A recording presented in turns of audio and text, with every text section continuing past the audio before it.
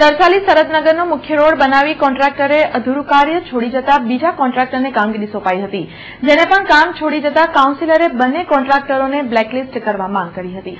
તરસાલી વિસ્તારમાં આવેલ શરદનગર ખાતે મુખ્ય અને આંતરિક રસ્તા બનાવવાનું અંદાજે ₹1.25 કરોડનું કામ આરકે કન્સ્ટ્રક્શનને સોંપાયું હતું, પરંતુ આરકે કન્સ્ટ્રક્શને માત્ર મુખ્ય રોડ બનાવી કામગીરી છોડી દીધી હતી, જ્યારે અધૂરું કામગીરી માટે શિવમ કન્સ્ટ્રક્શનને કામ સોંપાયું હતું, જેમને પણ માત્ર એક જ ગલીના રસ્તાનો માર્ગ બનાવી કામ છોડી દેતા સ્થાનિક કોંગી કાઉન્સિલર ભાવેશ ભટ્ટે મ્યુનિસિપલ કમિશનરને પત્ર લખી બંને કોન્ટ્રાક્ટરોની ડિપોઝિટો જપ્ત કરી બિલો રોકીને બ્લેકલિસ્ટ કરવા માંગ કરી હતી. અને કમિશનરને લેટર લખ્યો છે કે ભાઈ જે આ કંપનીઓ છે અને ચોક્કસ એક જ ઇજારદારને પૂર્વ ઝોન છોડીને 3 ઝોન દક્ષિણ, પશ્ચિમ અને ઉત્તર એમાં એક જ કોન્ટ્રાક્ટરને આપવાનું એવું શિવમ કન્સ્ટ્રક્શન કંપનીને એ કામ આપેલું છે.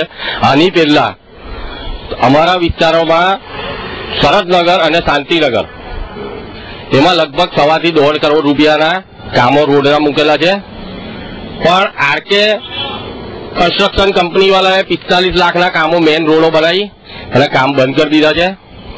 અને હવે એને ના પાડવાથી શિવમ કન્સ્ટ્રક્શનને વર્ક ઓર્ડર આપ્યો 19 તારીખના રોજ.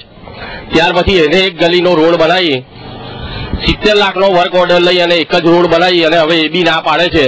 તો આ તંત્ર કેટલું નિષ્કાળજી વાળું છે કે એક જ ઇજારદારને આપીને, નહીં તો દરેક બીજા ભાગોમાં 4, 5 જેને જે આ ભાવે જેને કામ કરવું હોય કરી શકશે એવા ઇજારો આપે છે.